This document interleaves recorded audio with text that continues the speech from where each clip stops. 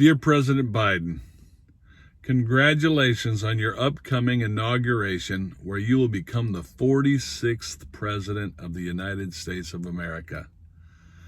I'm a pastor of a church in Knoxville, Tennessee, and I want you to know that I will support you with my prayers and encourage others to do the same, just as we prayed for President Trump.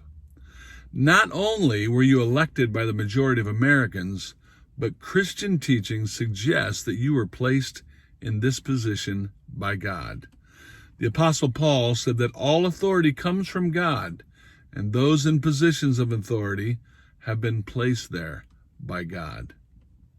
Tennessee, as you know, is a very red state. Most people here voted for President Trump. I know that you are aware that the rioters that entered the Capitol building bent on destruction are not typical Trump supporters. Over 74 million people voted for Trump, and I believe about 73 million of them are honorable, patriotic people who mainly agreed with the president on policy. As you know, there are fringe elements on both the left and the right that stoke the fires of division. We need our president to bring us together. In spite of the turmoil in our country, my prayer is that you and your good wife, Dr. Jill Biden, and your entire family will be able to enjoy this time of new beginnings. May God give you the wisdom of Solomon as you seek to bring healing to our nation. Thank you for your statement that you want to be the president for all Americans. I believe you because I've watched your career for many years.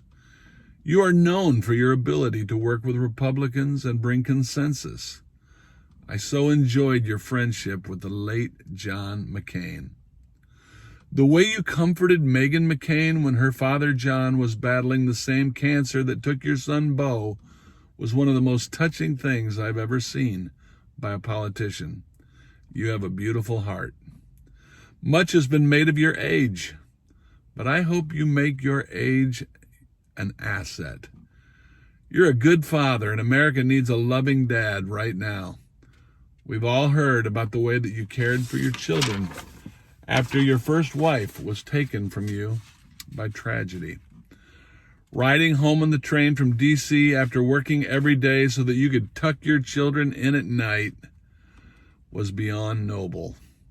I know your family is under a lot of scrutiny, but your love and care for them is quite evident. I'm glad that you're making the eradication of COVID-19 your first priority. I believe America is united in our desire to return to a sense of normalcy after more than a year of grief, isolation, and uncertainty. I'm not a Democrat, but I support you. Christians should not be defined by our party affiliation, but by the way we conduct our lives. You have the power to bring healing in a time of division. I'm glad that you chose such a diverse cabinet, which highlights both women and people of color. From all that I've read, they're not extreme in their views, and they come with a lot of experience.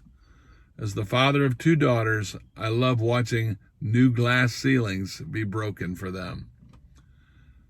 I know that I will not agree with all of the policies that you'll promote, but I'll support you where I can and be loyal opposition when I can't.